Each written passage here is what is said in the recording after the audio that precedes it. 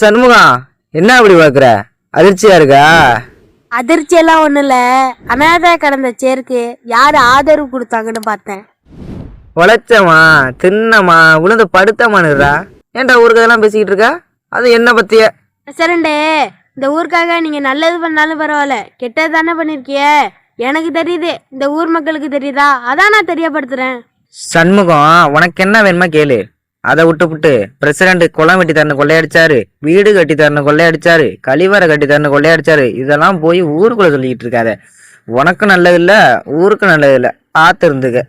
பிரசிடண்டே, நீங்கள் எவ்வளோ தான் கொள்ளையடிச்சிக்கிட்டு இருப்பிய, நாங்களும் பார்த்துக்கிட்டு இருக்கணும். நான் சொல்லுவேன், இந்த ஊர் மக்கள்கிட்ட எல்லாத்தையும் சொல்லுவேன். உங்களால் என்ன பண்ண முடியுமோ பண்ணிக்கோங்க. சண்முகம், நீ எதுக்குறது எசக்கி, பின்விளைவுகள் மோசமா இருக்கும், பார்த்து இருந்துக்க. ஆனால் அப்பயே சொல்லிட்டேனே, உங்களால் முடிஞ்சதை பார்த்துக்கோங்கண்ணே. அப்புறம் என்ன இங்கே உட்காந்துக்கிட்டு நொய்யின்னு போங்க. டேய் சண்முகம், உன் வீடு தேடி வந்தது எசக்கி இல்லடா, யமன்டா.